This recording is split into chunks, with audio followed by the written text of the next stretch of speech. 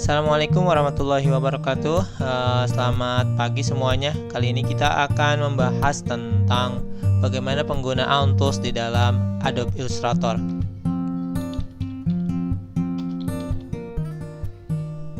Di sini saya menggunakan Adobe Illustrator HCC 2019, namun jangan khawatir karena pada prinsipnya penggunaan tools-tools yang ada di Adobe Illustrator CC maupun CS itu sama saja. Untuk membuka project baru, kita buat saja filenya, file, new, kemudian pilih ukuran kertas yang kalian inginkan. Misalkan di sini saya pakai custom dengan ukuran 1224 pixel, kemudian 631 18 pixel untuk height-nya. Kalian juga dapat menambahkan jumlah artboard atau di sini kita sebutnya lembaran kertas. Oke, ini kalian beri nama, bisa beri nama di sini. Misalkan di sini latihan tools. Kemudian create saja. Nah, ini adalah tampilan dari area kerja kita atau sebutnya artboard. Untuk zoom in zoom out kalian bisa Ctrl minus atau Ctrl plus shortcutnya untuk lebih cepat. Di sini perhatikan, saya menggunakan tampilan automation. Layoutnya kalian bisa ganti dengan berbagai macam, ada essential, automation, dan sebagainya. Saya di sini memakai automation. Jika toolbar di sebelah panel kiri itu tidak tampak, kalian bisa memunculkannya di bagian Windows, kemudian toolbar, kemudian advance dulu terlebih dahulu misalkan, kemudian basic.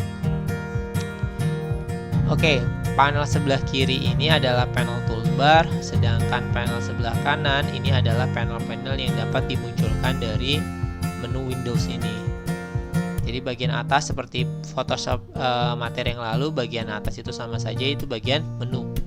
Jadi toolbar di dalam Adobe Illustrator itu terbagi menjadi dua kategori. Yang pertama adalah basic, yang kedua adalah advanced. Kalian bisa lihat di bagian menu Windows di sini, toolbar, advanced itu lebih lengkap di sini. Kemudian kalau basic itu sederhana seperti ini.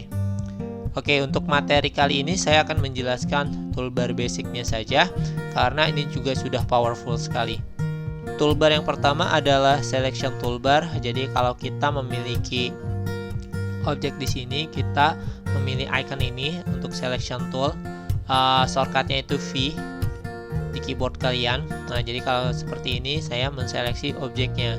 Kemudian kalau seperti ini saya memindahkan objeknya. Jadi selection toolbar itu dapat berfungsi sebagai penseleksi objek dan penggeser objek atau memindahkan objek. Toolbar yang kedua adalah direct selection toolbar. Kalian lihat icon yang kedua di sini. Di sini juga shortcutnya itu A. Jadi fungsi dari direct selection tool nanti kita akan bisa memilih anchor point atau menggeser-geser anchor point, menyesuaikan anchor point dengan keinginan kita. Contohnya misalkan kita memiliki objek seperti ini. Di sini ada anchor point atau titik tumpu, titik tumpu, titik tumpu. Kemudian kita menggunakan direct selection tools, shortcutnya itu A. Oke. Maka anchor point ini kita bisa geser. Kita bisa geser.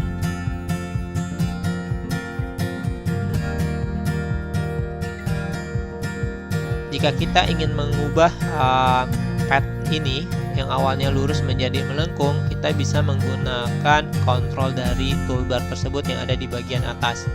Jadi kalau katakanlah saya mau ini seperti ini, anchor point-nya bisa diubah. Kalian bisa perhatikan, kita bisa mengatur pendek tingginya di sini. Kita juga bisa menggeser di sini. Nah, titik ini kita mau ubah, kita bisa. Kita pilih dulu misalkan titik di mana anchor point itu jadi melengkung atau tidak. Untuk menghilangkan anchor point juga kita bisa melakukan ada icon pen di sini, ada logo minusnya, maka ini akan hilang. Pilih salah satu anchor point, kemudian minus. Toolbar selanjutnya adalah pen tools atau shortcutnya di keyboard kalian yaitu P. Dengan menggunakan pen tools kalian bisa membuat logo misalkan atau poster. Karena ini adalah tools yang sangat berguna dan banyak digunakan. Cara penggunaannya misalkan kalian klik titik di sini satu, klik di sini satu. Oke, kemudian di sini satu, di sini satu. Oke. Jika kalian ingin melengkungkan pad ini misalkan, kalian dapat mengkombinasikan dengan tombol Alt di keyboard kalian. Jadi tekan Alt, nanti muncul icon seperti ini. Kemudian kalian bisa tarik sambil menekan Alt-nya. Oke, ini bisa kalian atur tingginya. Oops, maaf.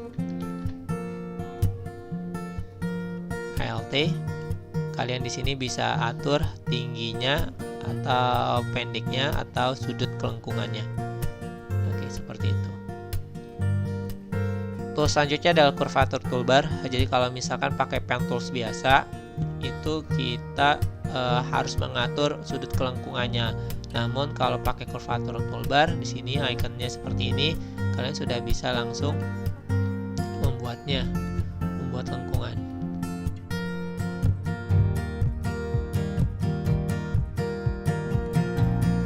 Toolbar selanjutnya adalah rectangular toolbar.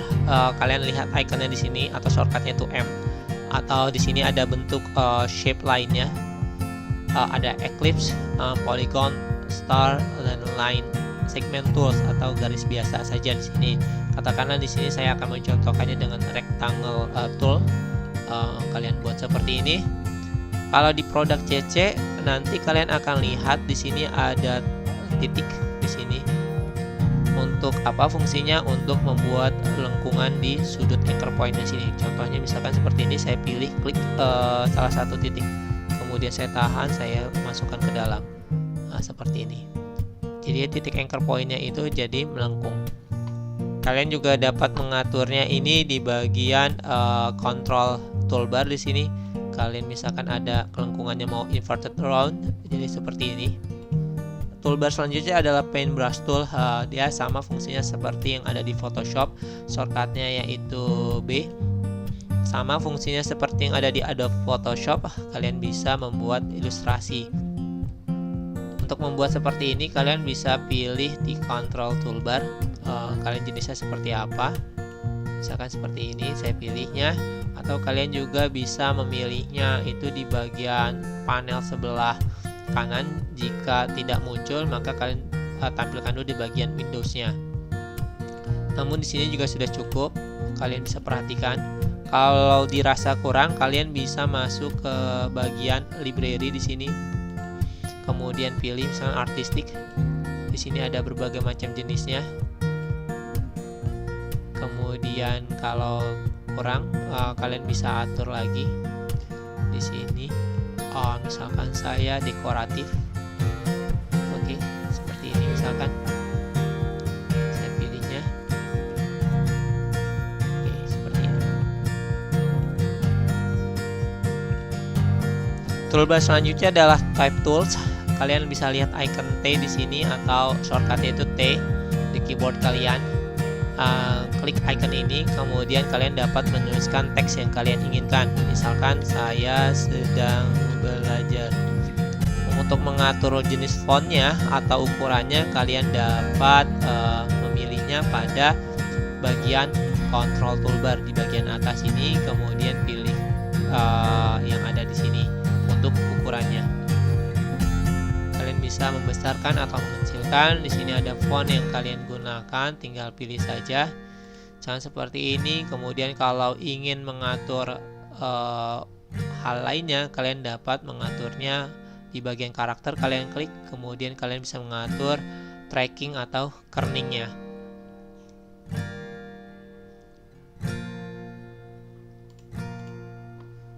Oke, toolbar selanjutnya adalah rotate toolbar. Shortcutnya itu R di keyboard kalian. Atau di sini ada icon rotasi pada panel toolbar. Fungsinya yaitu untuk merotasi suatu objek. Katakanlah di sini saya memiliki objek sebuah kotak. Kemudian saya klik icon rotasi di sini atau rotate. Saya tentukan anchor point atau titik tumpunya. Misalkan saya ingin titik tumpu rotasi saya di sebelah sini. Oke, saya sudah pilih. Kemudian saya rotasi tinggal. Oke, seperti ini. Toolbar selanjutnya adalah eraser toolbar atau fungsinya sebagai penghapus. di sini ada icon eraser atau penghapus di sini, atau kalian bisa shortcutnya adalah Shift E. Gunanya itu untuk menghapus suatu objek. Katakanlah saya memiliki objek kotak di sini, kemudian saya hapus.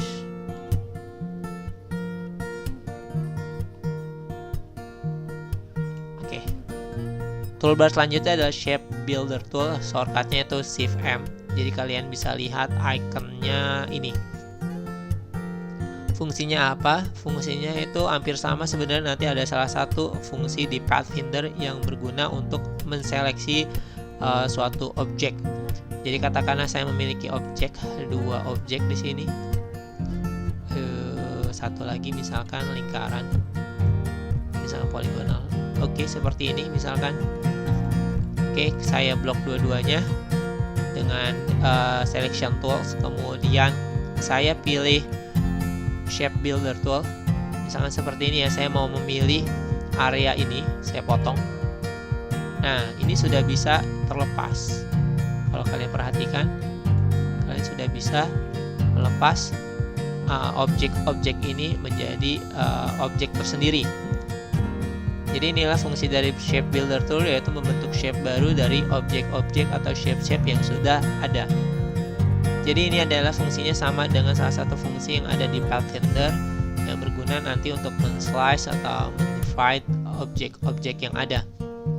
Oke, toolbar selanjutnya adalah Gradient Toolbar. Kalian bisa lihat ikonnya di sini pada panel toolbar atau shortcutnya G pada keyboard kalian. Fungsinya itu untuk memberikan gradasi warna pada objek yang kalian pilih. Katakanlah di sini saya memiliki objek polygon. Kemudian di sini saya pilih icon gradient. Kemudian saya klik pada objek yang saya ingin berikan gradasi warnanya. Oke. Untuk mengatur gradasi warna, kalian juga dapat mengaturnya di bagian control toolbar di bagian atas atau pada bagian panel kanan. Di sini ada gradient. Kalian dapat atur warnanya. Jika kalian ingin menggunakan black white, kalian pilih list di sini, kemudian pilih grayscale. Kemudian jika ingin memberikan warna yang lain, pilih RGB, HSB atau CMYK. Untuk proses dicetak biasanya kita menggunakan CMYK. Bisa kalian lihat pada materi sebelumnya. CMYK di sini saya katakan memberikan warna lain. Nah, seperti ini.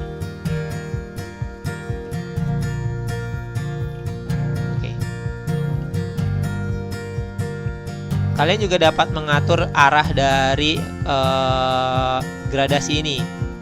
Ini linear, katakanlah saya mau ke arah atas bawah, kalian tinggal pilih saja mau ke arah mana kalian atur gradasinya. Atau berbentuk radial, kalian bisa memilihnya di bagian control toolbar bagian atas. Ini adalah radial. Oke, kalian juga dapat mengatur gradasinya, ukuran gradasinya. Toolbar selanjutnya adalah Eyedrop Tools. Fungsi dari Eyedrop Tools adalah memberikan warna terhadap suatu objek berdasarkan warna dari objek lainnya. Kalian bisa lihat icon Eyedrop Tools pada panel toolbar. Katakanlah di sini saya memiliki objek seperti ini. Untuk menggunakan Eyedrop Tools, kalian pilih objeknya terlebih dahulu, kemudian pilih Eyedrop Tools. Kemudian pilih warna dari objek yang lain yang kalian ingin gunakan terhadap objek ini. Misalkan saya di sini adalah warna ini, atau ungu, atau pink, atau orange dan semacamnya. Jadi fungsi Eyedrop Tools ini sangat berguna jika kalian ingin memberikan banyak warna terhadap objek yang ada. Kalian cukup menyediakan palet warna, kemudian memberikan warna yang sesuai dengan objek kalian. Toolbar selanjutnya adalah Width Tools. Kalian dapat melihat icon Width Tools ini pada panel toolbar kalian. Kalian dapat menggunakan Shift W sebagai shortcutnya juga. Fungsi dari Width Tools yaitu untuk mengatur pola dari suatu struk di dalam objek. Misalkan saya memiliki objek seperti ini. Perhatikan di sini objek yang saya buat adalah objek tanpa stroke. Kalian bisa lihat di sini berarti stroke-nya mati. Untuk menggunakan with tools, maka kalian harus mengaktifkan stroke-nya. Katakanlah di sini saya memberikan stroke warna merah, katakanlah seperti ini. Saya memberikan ketebalannya 7 pt agar lebih jelas. Kemudian untuk menggunakan with tools, kalian klik icon ini dan arahkan ke salah satu pad-nya. Misalkan saya pad ini. Klik pada pad ini, kemudian kalian tinggal geser saja.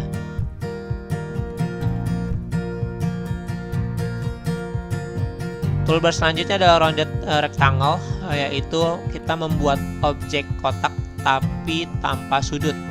Kalian lihat ikonnya pada panel toolbar. Ini adalah icon untuk rounded rectangle. Kalian dapat klik icon ini, kemudian kalian dapat membentuk rectangle namun tanpa sudut di bagian sisi-sisinya. Sama seperti rectangle toolbar, kalian dapat mengatur sisi-sisinya ini dengan mengklik titik pada bagian sisi dari rectangle-nya. Misalkan seperti ini.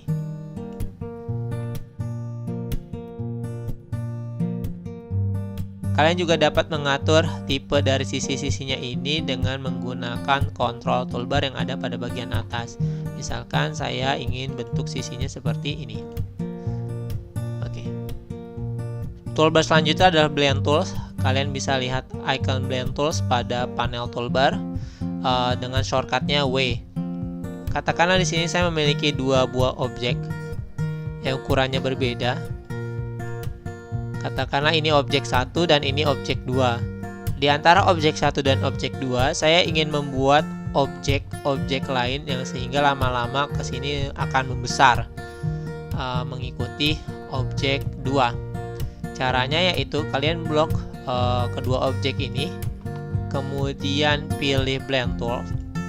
Kemudian kalian perhatikan di sini ada simbol asterisk. Kalian arahkan. Kemudian di sini setelah kearahkan dari objek 1 ke objek 2, ketika kalian kembalikan lagi ke objek 1, itu akan ada tanda plus.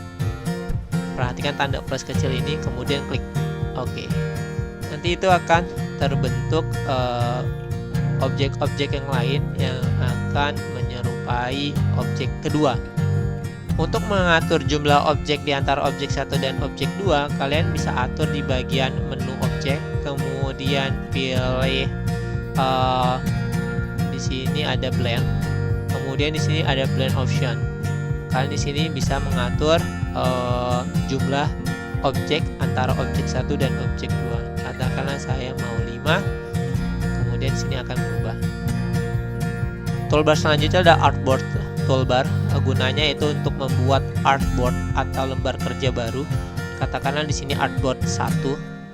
Saya ingin menambahkan artboard 2 di sini. Cukup mengklik icon ini saja, kemudian ini akan aktif. Untuk membuat artboard baru, kalian tinggal arahkan kursor kalian ke bagian sisi kosong, kemudian atur ukuran artboard kalian dengan cara klik kanan pada mouse kalian dan tahan.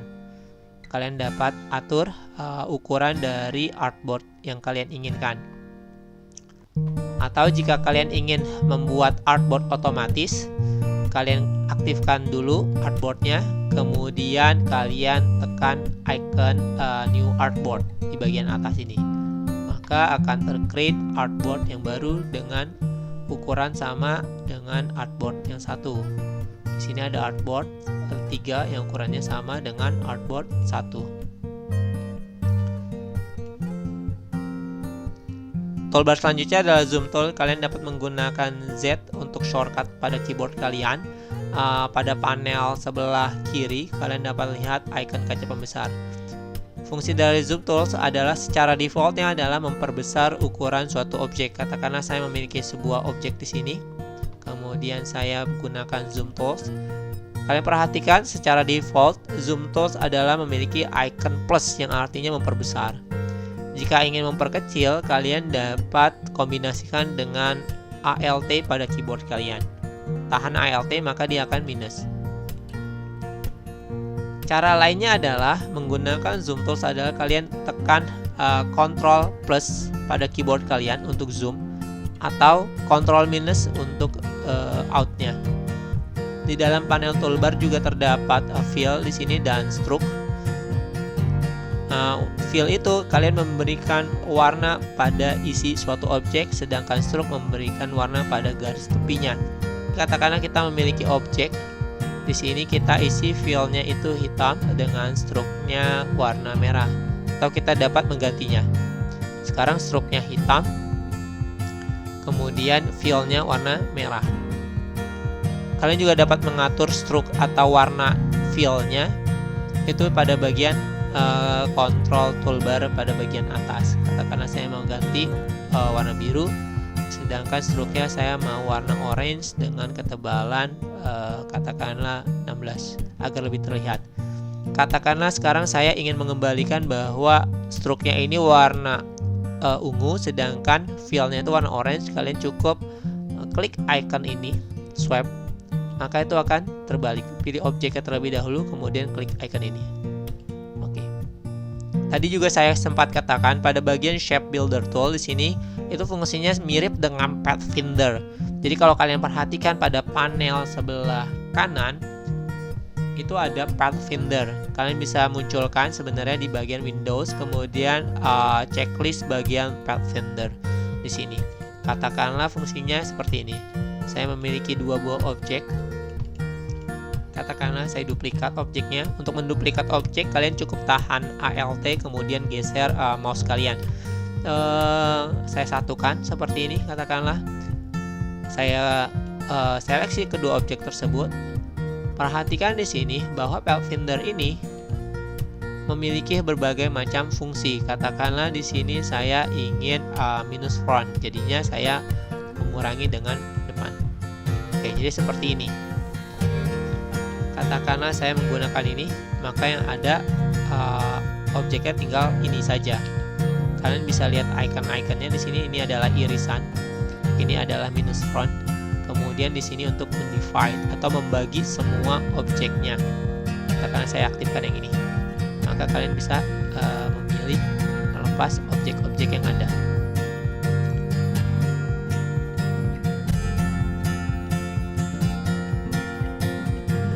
Oke, demikianlah penjelasan tentang bagaimana menggunakan toolbar di Adobe Illustrator. Kita jumpa di pertemuan selanjutnya. Assalamualaikum warahmatullahi wabarakatuh.